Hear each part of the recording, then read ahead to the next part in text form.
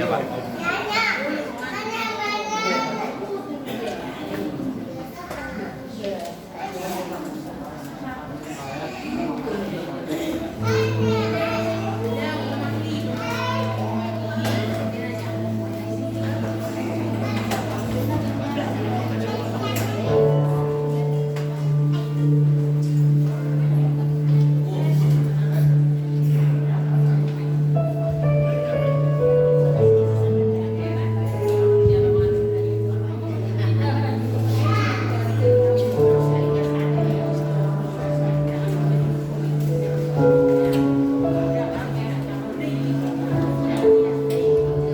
Shalom Bapak Ibu, selamat pagi. Apa kabar? Puji Tuhan. Pagi hari ini kita bersyukur kalau kita boleh ada di tempat ini kembali, kita boleh datang menghampiri tata kemuliaan Tuhan. Satu hal yang luar biasa bagi kita, buat kita miliki pada pagi hari ini. Kesempatan yang indah yang Tuhan sudah beri buat kita untuk memakai semuanya untuk bisa memberikan yang terbaik buat Tuhan. Haleluya. Mari kita mau tundukkan diri hadapan Tuhan.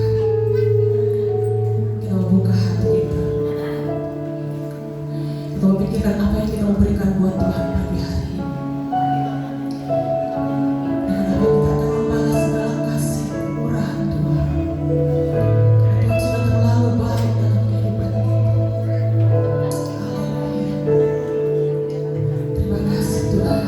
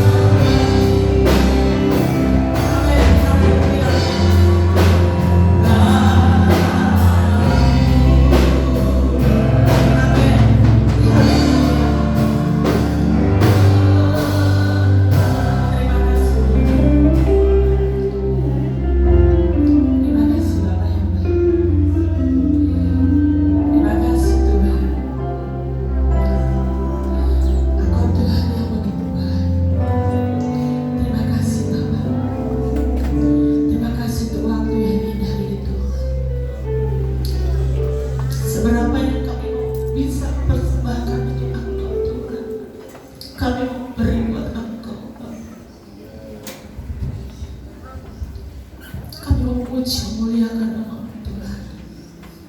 Kami mau bersorak-sorai bagi Engkau. Urapi setiap kami Tuhan, tanpa terkecuali Tuhan. Tidak ada yang terlewatkan Tuhan. Semua Tuhan mendapatkan urapan yang baru pagi hari ini Tuhan. Dari depan, belakang, atas, bawah, semuanya Tuhan Engkau urapi dengan kuasa. Tidak ada satupun kuasa yang bukan berasal dari Engkau Tuhan yang ingin mengganggu dan menguasai kami. Tuhan kami hancurkan dalam nama Yesus. Kami akan konsentrasi untuk memuliakan Engkau Tuhan. Kami akan arahkan hati kami untuk Engkau. Terima kasih Tuhan. Kami siap. Kami mau bersorak-sorai bagi Engkau. Di dalam nama Tuhan Yesus Kristus. Haleluya. Amin. Shalom Bapak Ibu. Katakan, berikan tos kiri kanan, katakan Tuhan Yesus baik. Haleluya. Haleluya. Puji Tuhan. Kita akan bersuka-cita bagi Tuhan.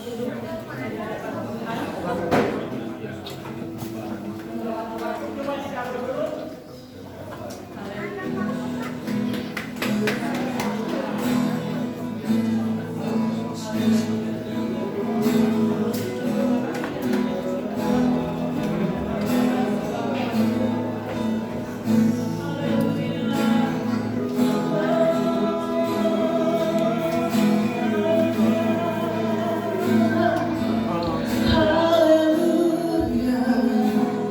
Terima kasih Tuhan. Kau ajaib Tuhan. Engkau dahsyat Tuhan. Haleluya. Haleluya.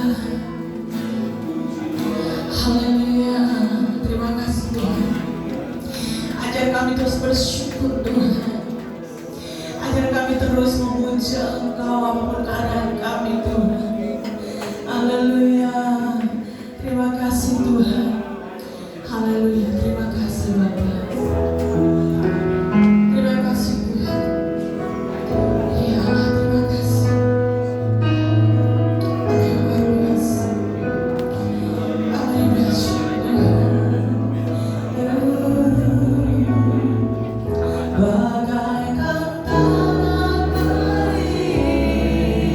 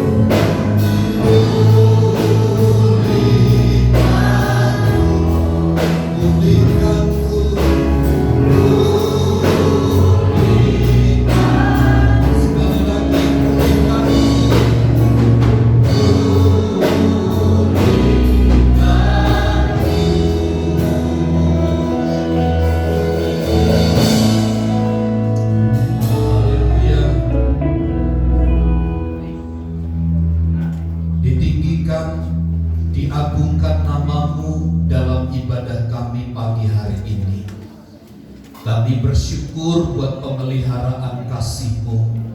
Kami bersyukur buat kehadiran-Mu. Kami bersyukur buat apa yang Tuhan buat dan kerjakan. Setiap pujian yang kami persembahkan kepada Tuhan, kiranya itu persembahan yang menyenangkan dan menyukakan hati Tuhan. Olawat Kau berkati setiap kami saat kami mendengar berita firman-Mu. Roh Kudus yang memberikan hikmat dan pengertian kepada kami, untuk kami dapat mengerti dan memahami firman-Mu dengan baik, sehingga firman-Mu itu bertumbuh berbuah di dalam hidup kami. Pakailah hamba-Mu yang penuh kekurangan dan keterbatasan untuk menyampaikan maksud isi hati Tuhan, dan kiranya Tuhan dipermuliakan atas pemberitaan firman-Mu. Segala tipu daya muslihat iblis kami tolak, kami patahkan dalam nama Yesus, Tuhan yang bekerja di tengah-tengah kami.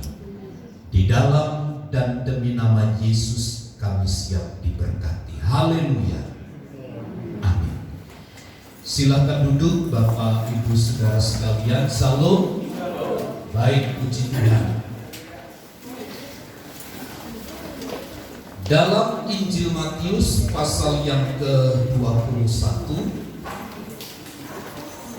Injil Matius pasal yang ke-21, ayat pertama sampai kepada ayat yang ke-10.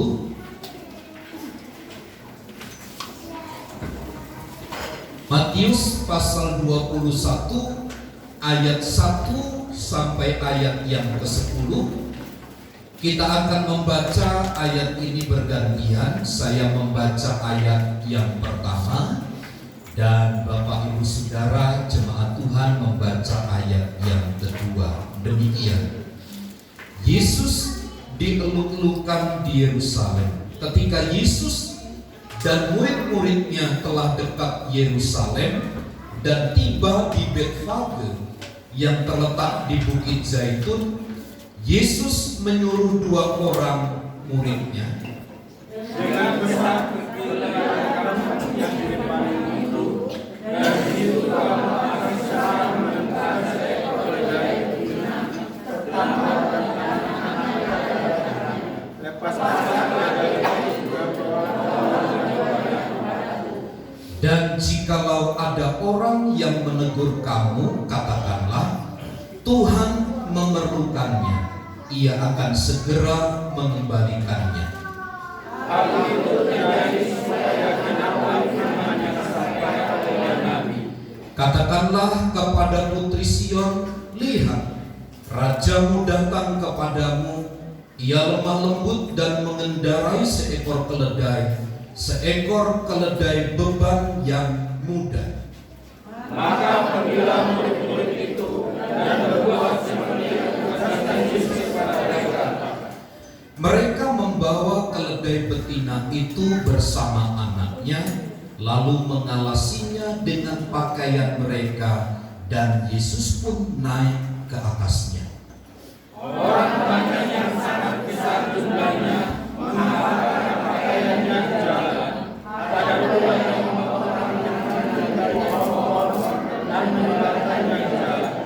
dan orang banyak yang berjalan di depan Yesus dan yang mengikutinya dari belakang berseru katanya, Hosana bagi anak Daud, diberkatilah dia yang datang dalam nama Tuhan, Hosana di tempat yang maha tinggi.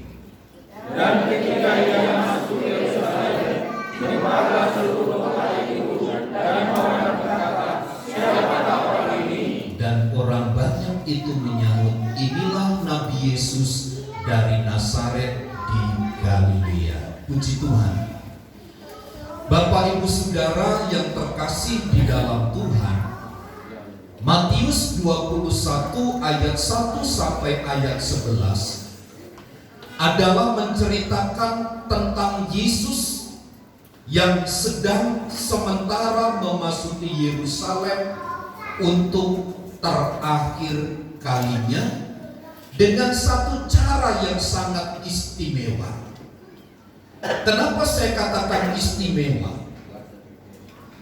Harapan daripada pengikut Yesus dan orang-orang yang bersama dengannya, termasuk orang-orang Yerusalem yang menantikan kedatangannya.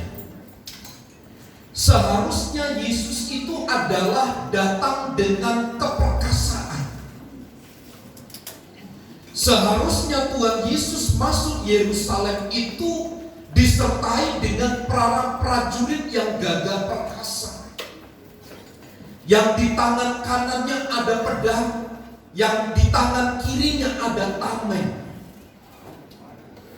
Tetapi justru sebaliknya, justru Yesus hadir ke Yerusalem tidak memakai senjata, tidak disertai dengan prajurit-prajurit yang piawai berperang, tidak mengendarai bagal, tidak mengendarai kuda, tetapi hanya mengendarai seekor keledai betina yang masih muda. Inilah istimewanya. Harapan semua orang yang melihat Tuhan Yesus pada waktu itu, Yesus itu hadir membebaskan mereka dari jajahan Romawi. Tetapi sebaliknya, harapan mereka pupus di tengah jalan karena Yesus yang mengendarai keledai itu. Inilah istimewanya kehadiran Yesus di Yerusalem. Dan kalau kita membaca di dalam Matius pasal 21 ayat 1 sampai ayat 11, yang pertama, Yesus itu menunggangi seekor keledai muda. Dengan kata lain, di dalam ayat selanjutnya, Yesus itu sedang memenuhi nubuat Nabi Zakaria tentang sebuah kedatangan dari seorang raja di Yerusalem. Dan orang banyak itu berseru, memanggil, menyebut Yesus dengan sebutan Hosana Raja Damai. Dan apa yang dilakukan oleh orang banyak itu, mereka menghamparkan pakaian mereka, juga ranting-ranting yang mereka dapati di sepanjang jalan itu, sambil mereka memuji dan memuliakan Yesus. Dan mereka berseru, Mesias ada di kota Yerusalem. Dan hari saat di mana Yesus hadir di Yerusalem, Yerusalem yang tadinya sunyi sepi, sekarang menjadi gempar, menjadi gegap gempita. Itu sebabnya ada banyak orang yang tidak mengenal peristiwa itu bertanya, siapakah orang ini? Maka di dalam ayat yang ke-11, orang banyak itu menjawab, dia adalah Nabi Yesus dari Nazaret, daerah Galilea. Bapak Ibu Saudara, inilah yang saya sebut sebagai sebuah peristiwa yang istimewa itu. Kadang-kadang Bapak Ibu Saudara, kita itu mengharapkan sesuatu yang besar sesuai dengan apa yang kita cerna dari firman Tuhan. Pada waktu kita sakit, kita mendengar kisah-kisah di dalam Alkitab. Yesus itu sanggup menolong dan menyembuhkan. Dia adalah tabib di atas segala tabib. Tapi kenyataannya, pada waktu kita sakit, kita telah berdoa, bermohon kepada Tuhan dalam setiap waktu kita. Kenyataannya penyakit itu masih ada di dalam tubuh kita. Kita menantikan kesembuhan, justru yang terjadi adalah satu ketetapan. Kemarin kemarin saya mendengar tanggal 26 ada kisah yang memang sangat menggelikan, lucu, dan kemudian menurut saya itu peristiwa yang menggemparkan. Saya berteman dengan seorang hamba Tuhan yang badannya kecil pendek itu. Siapa? Louis Handoyo, yang suka berkhotbah itu, yang kecil itu. Tanggal 26 kemarin beliau meninggal. Saya itu lihat postingannya. Beliau itu posting, tulisannya sederhana, kalau mau melayat datang aja ke sini. Dari kemarin saya baca postingannya, ini siapa sih yang meninggal gitu? Siapa yang meninggal? Kok Ibu Luciana Handoyo itu bilang kalau mau melayat datang aja ke sini. Nah, tadi pagi setelah doa pagi saya itu penasaran kenapa dia bilang begitu. Lalu saya pencet Facebook dia, namanya dia. Di bawah itu semuanya ucapan turut berduka cita atas meninggalnya evangelis atau Ibu Louis Handoyo. Saya bilang, ya ampun, masa kemarin saya mendengar berita kalau mau melayat datang ke tempat ini itu pakai akun itu hamba Tuhan itu, Ibu Louis itu. Tapi tadi pagi saya lihat, oh rupanya beliau yang meninggal. Kemungkinan itu anaknya yang menulis, atau suaminya, atau mungkin orang lain begitu. Saya baca tulisannya, semua orang menangis sedih.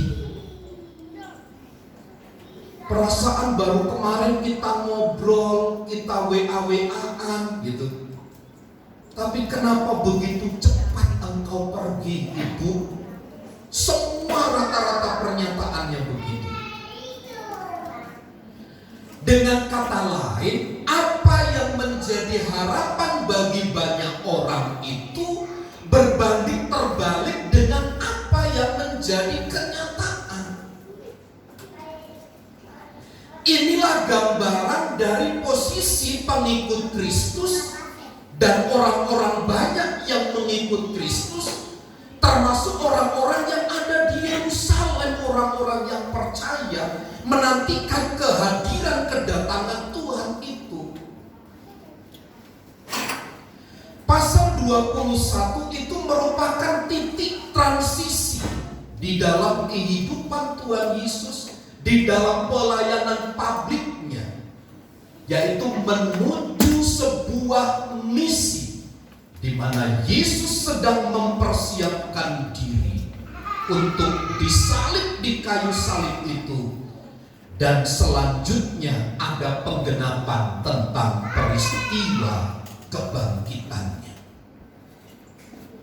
Bapak Ibu Saudara, jelas nyata sekali bahwa apa yang dinyatakan oleh firman Tuhan berbanding terbalik dengan apa yang dimengerti, dengan apa yang dipahami oleh mereka orang yang terdekat sekalipun dengan Tuhan Yesus.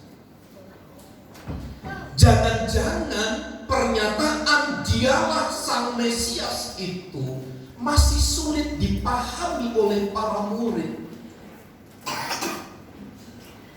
Karena Yesus itu ingin menyatakan bahwa sungguh Mesias bagi Israel itu sudah diutus oleh Allah. Tetapi kemudian ia akan dipaku di kayu salib dan akan bangkit pada hari ketiga. Dan dia disalib itu oleh para pemimpin-pemimpin agama pada waktu itu. Sesungguhnya Bapak Ibu Saudara, Tuhan Yesus ingin menyatakan identitasnya secara terus terang, bahwa kematiannya itu adalah untuk menyelamatkan semua orang yang percaya kepadanya.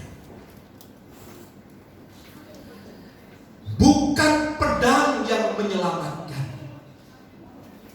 Bukan kekuasaan secara manusiawi yang bisa membebaskan mereka dari kematian kekal karena perbuatan mereka, tetapi justru kematian Kristuslah yang akan melepaskan mereka dari ikatan dosa itu.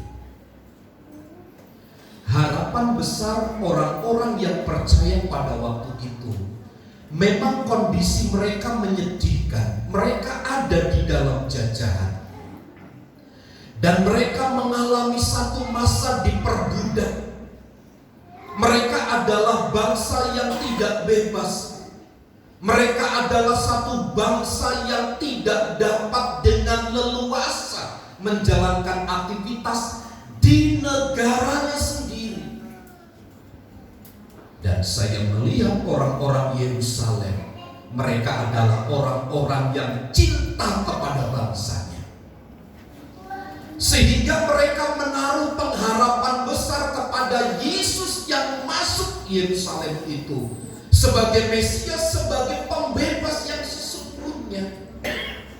Namun tidaklah demikian kita dapati dari kisah itu. Yesus hadir di Yerusalem adalah untuk menggenapi tentang nubuat di dalam kitab Yesaya pasal yang ke-53 itu. Ia akan mati dan kemudian pada hari yang ketiga ia akan bangkit. Di dalam kitab Zakaria pasal 9 ayat yang ke-9, inilah nubuat seorang raja, seorang pembebas, seorang Mesias yang memang telah diutus kepada bangsa Israel untuk memberikan kelepasan kepada mereka. Zakaria pasal 9 ayat yang ke-9. Bersorak-soraklah dengan nyaring hai putri Sion. Bersorak-sorailah hai putri Yerusalem. Lihat, rajamu datang kepadamu. Ia adil dan jaya. Ia lemah lembut dan mengendarai seekor keledai. Seekor keledai beban yang muda. Antara perjanjian lama dan perjanjian baru itu ada kurun waktu 400 tahun. Tetapi dari zaman Zakaria sampai ke Injil Matius, itu saya perkirakan rentangan waktu sekitar 600 sampai 500 tahun. Dan berita tentang Yesus yang akan masuk Yerusalem telah disampaikan. Menurut saya bukan satu kebetulan, tetapi memang semua telah direncanakan oleh Tuhan sedemikian rupa, sehingga kehadiran Yesus di Yerusalem adalah merupakan pernyataan Allah kepada bangsa Yerusalem, kepada bangsa Israel, bahwa memang kehadiran Yesus di Yerusalem benar-benar seorang Mesias, di mana dia telah dilantik dan diutus untuk menjadi pelepas bagi mereka. Mengapa harus mengendarai seekor keledai beban yang muda? Keledai itu tidak punya kekuatan. Keledai itu binatang yang dungu. Keledai itu binatang yang lemah. Lihat, yang dikendarai oleh Tuhan Yesus dikonfirmasi oleh Injil Matius pasal 21. Dia bukan seekor keledai muda jantan, tetapi seekor keledai muda betina. Betapa lemah, betapa rapuh. Tetapi justru raja pembebas itu yang telah dinubuatkan oleh kitab Zakaria tampil hadir dengan memukau. Dikatakan ia adil dan jaya. Persepsi kebanyakan orang akan berbeda ketika kitab Zakaria menyatakan ia adil dan jaya. Bagaimana mungkin Yesus itu adil dan jaya sementara ia datang mengendarai seekor keledai betina yang masih muda? Sulit untuk kita cerna menurut akal pikiran manusia. Tetapi justru inilah menurut saya keistimewaan kehadiran Yesus, bahwa sesungguhnya kedamaian itu sudah digenapkan di tengah-tengah mereka. Inilah simbol Raja Damai yang sejati itu.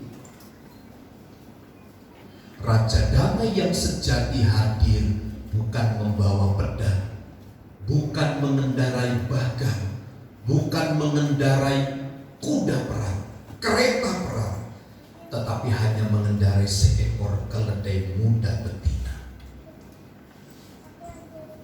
Ayat ini menjelaskan kepada kita bahwa Raja itu telah masuk ke Yerusalem, dan itu tandanya ada damai sejahtera bagi Yerusalem. Bapak Ibu Saudara, pernyataan Zakaria 9 ayat 9 ini ketika dikonfirmasi kepada Matius pasal 21 ayat 1 sampai 11, ini menandakan bahwa Hosana Raja Damai itu memang telah hadir di Yerusalem. Dan saat Yesus menginjakkan kakinya di Yerusalem, benar Yesus itu adalah damai bagi kamu. Damai itu telah tiba bagi Israel. Meskipun Bapak Ibu Saudara, mereka belum terlepas dari jajahan Romawi. Saya ingat, mohon maaf, tadi malam Pak Diki itu cerita dalam kesaksian di Pasutri. Beliau bilang sederhana begini, karena beliau sakit, kesimpulannya dia katakan sebenarnya saya itu sudah sembuh. Ketika orang tanya kepada dia, dia katakan semangat ya Pak, katanya.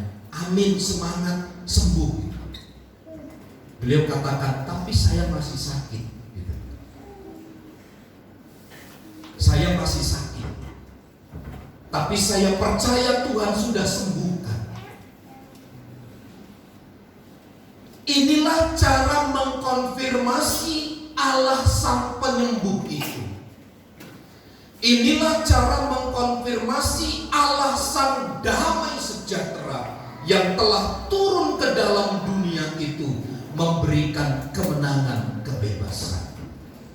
Damai itu Bapak Ibu Saudara kita dapat rasakan bukan hanya pada waktu tidak ada perang, bukan pada waktu tidak ada masalah, bukan pada saat tidak ada kesulitan, tetapi justru kesulitan-kesulitan yang muncul, yang terjadi dalam hidup kita itu harusnya mengkonfirmasi kedamaian.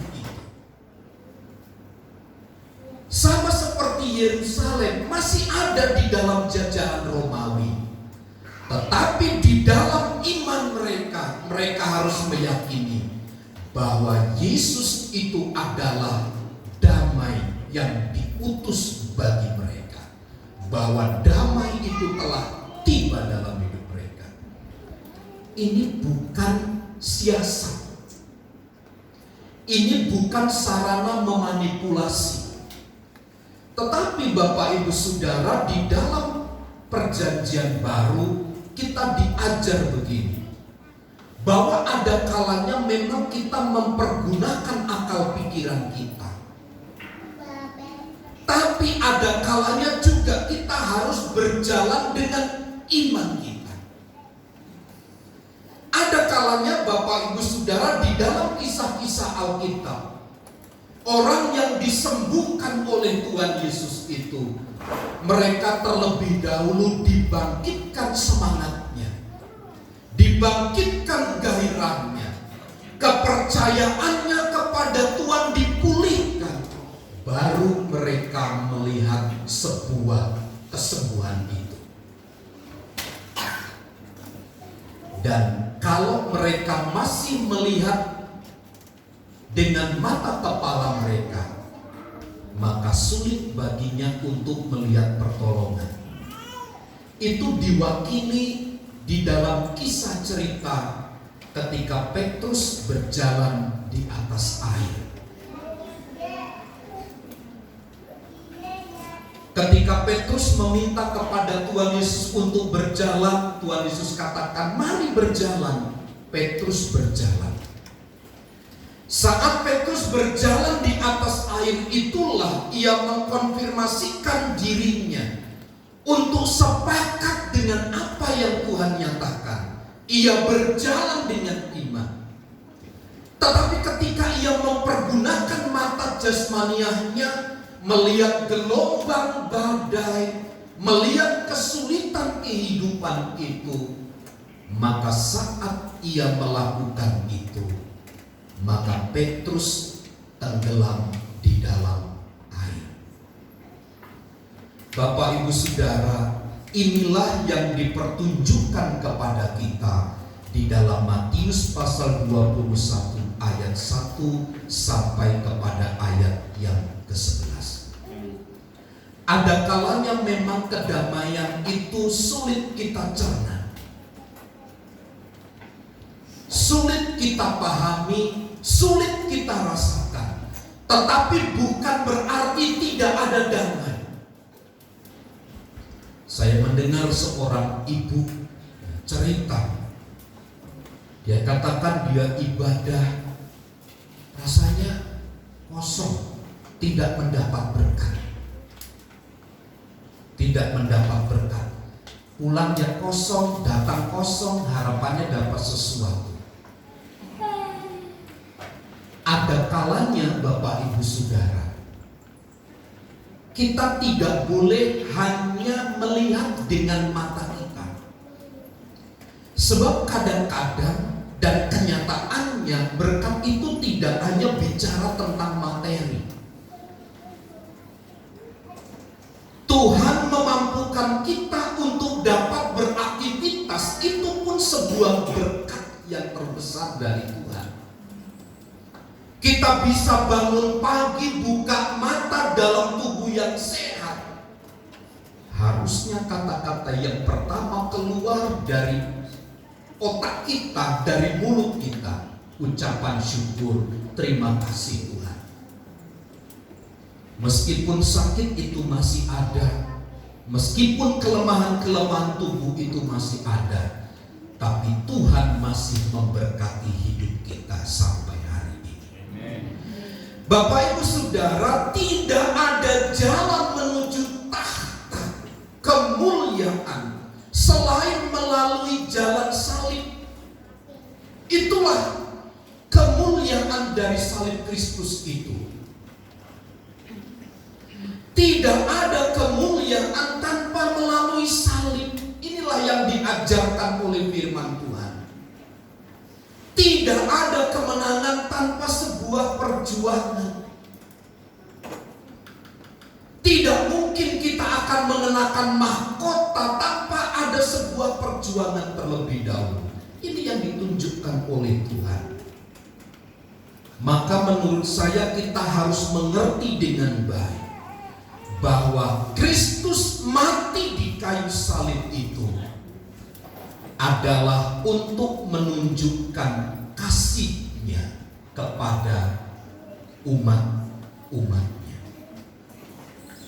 Kasih itu membuat Dia tidak mau menjadi pujaan.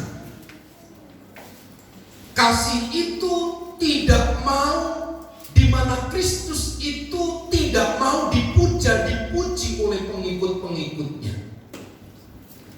Ia tidak mau diangkat menjadi seorang raja yang memegang tampuk kekuasaan di dunia ini.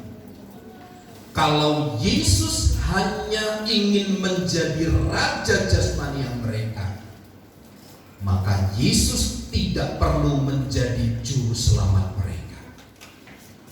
Yesus tidak perlu mati di kayu salib.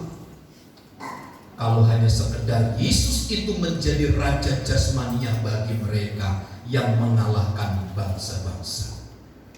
Itulah bukti kasih-Nya kepada kita yang percaya kepadanya.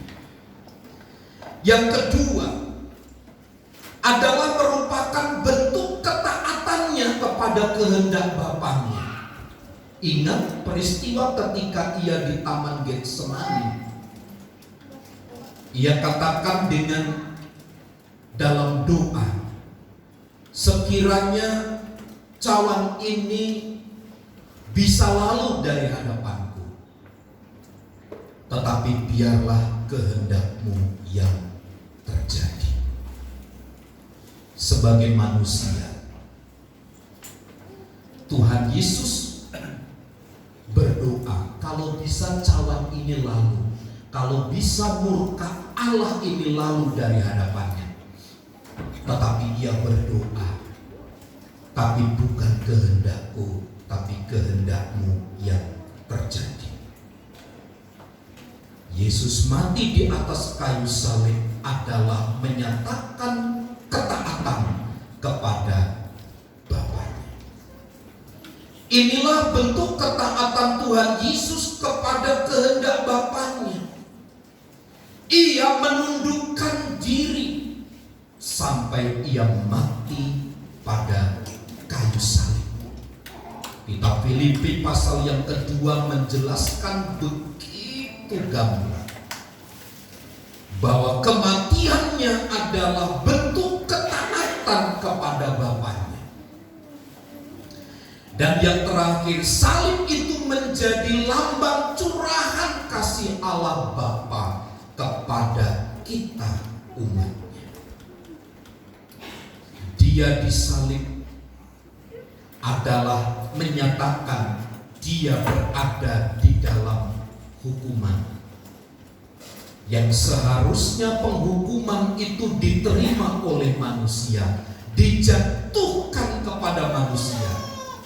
Tetapi di salib itulah diselesaikan semua pelanggaran, semua penghukuman kepada manusia itu. Sehingga yang terjadi kemudian adalah kita diangkat menjadi anak-anaknya untuk hidup di dalam kemuliaan bersama dengan Bapa. Nah, Bapak Ibu Saudara, betapa kisah yang tercatat di Matius 21 itu memberikan satu inspirasi tersendiri bagi kita sebagai orang-orang yang percaya, bahwa kematiannya dipersiapkan sedemikian rupa untuk kita yang percaya kepada Tuhan. Sekali lagi, tidak ada kemuliaan tanpa jalan salib Kristus. Ingat, Raja Damai itu telah hadir di dalam hidup kita.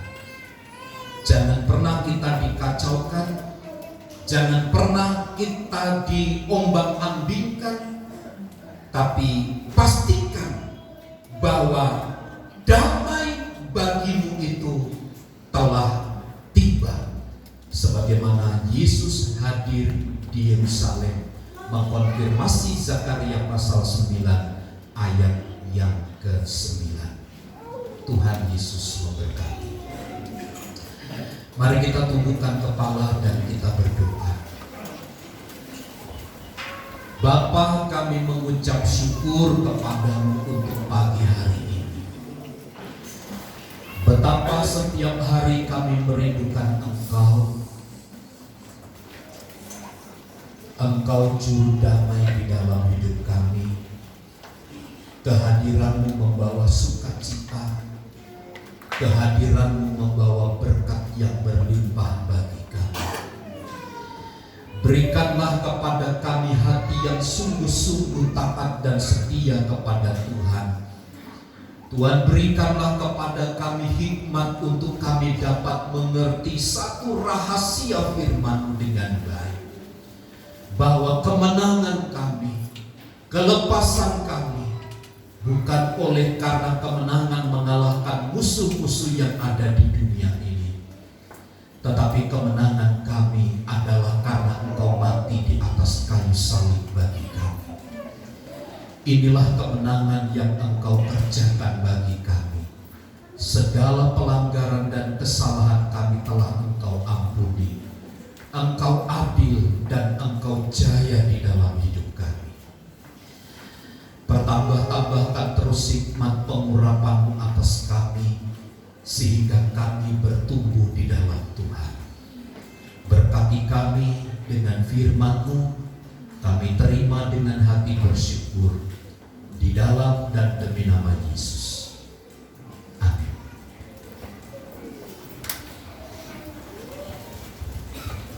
Haleluya, kita sudah diberkati oleh firman Tuhan. Terima kasih buat Bapak Gembala yang sudah menaburkan firman Tuhan kepada kita pagi hari ini. Kita akan berikan yang terbaik untuk Tuhan. Kita akan berikan korban persembahan kita. Saya persilakan yang bertugas.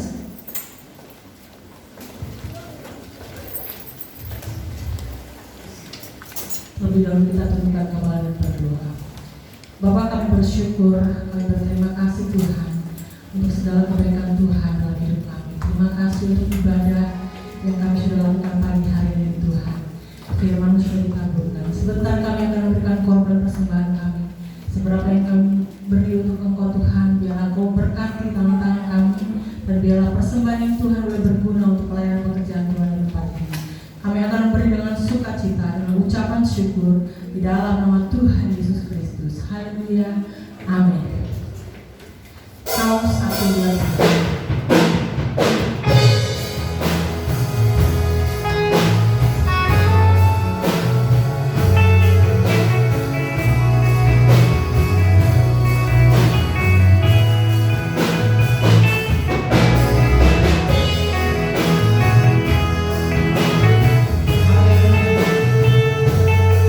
Yang tadi belum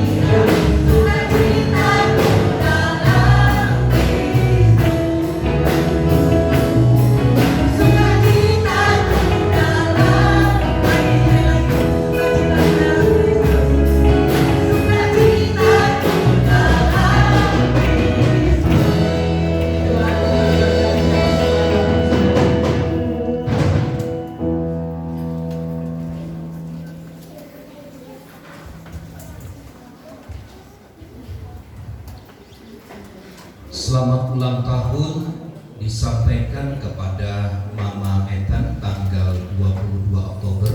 Selamat ulang tahun Bu, Tuhan memberkati. Saudara Rian Sihotan tanggal 25 Oktober, Tuhan memberkati. Bapak Johan Yahudi tanggal 25 Oktober. Wahyudi ya? Saya kira Yahudi, Wahyudi. Bapak Johan Yahudi Wahyudi tanggal 25 Oktober. Tanggal 25 Oktober Bapak Erik Suryana. Selamat ulang tahun Bapak, Tuhan memberkati. Tidak hadir hari ini? Acara kantor. Iya, Tuhan memberkati. Selamat ulang tahun. Tanggal 25 Oktober juga Bapak Wikentang. Tuhan memberkati. Selamat ulang tahun. Dan hari ini Bapak Cekianto ulang tahun tanggal 27. Tuhan Yesus memberkati. Selamat ulang tahun pernikahan buat keluarga Bapak Simanjuntak, 22 tahun tanggal 14 Oktober. Tanggal 22 Oktober keluarga Bapak Yumai genap 25 tahun. Dan 25 Oktober genap 32 tahun pernikahan Bapak Diki Irawan. Tuhan Yesus memberkati. Bapak Ibu, Badan Pengurus Daerah Gereja Pentakosta Isa Al-Masih mengadakan ibadah pasutri, ibadah pasangan suami istri. Itu akan berada di GPIA Motherland. Jadi bagi pasangan suami istri yang akan mengikuti ibadah ini bisa menghubungi Bapak Yumai. Nanti ditanggung ya Pak. Nanti bisa menghubungi Bapak Yumai, daftarkan diri. Kalau tidak salah per gereja itu 10 pasangan ya, 10 pasangan. Nanti cepat karena waktunya terbatas, silakan menghubungi dan daftarkan diri kepada Bapak Yumai. Selanjutnya panitia Natal dan tim dekor telah mulai. Ini ada sedikit yang sudah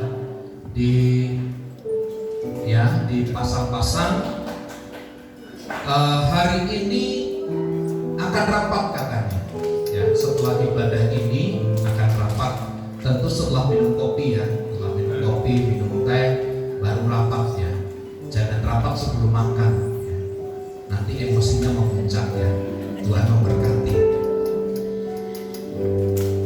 Berdoa bagi jemaat Tuhan yang sakit, kiranya Tuhan tolong mereka. Buat Opung Bonar yang kemarin dioperasi di rumah sakit Cipto ya, karena beliau adalah sakit kanker usus ya. Kita doakan semua, Tuhan tolong semua supaya ibu ini kembali bisa beribadah kepada Tuhan ya. Tuhan Yesus memberkati. Mari bersama kita berdiri. Kita akan mengakhiri ibadah kita di dalam doa.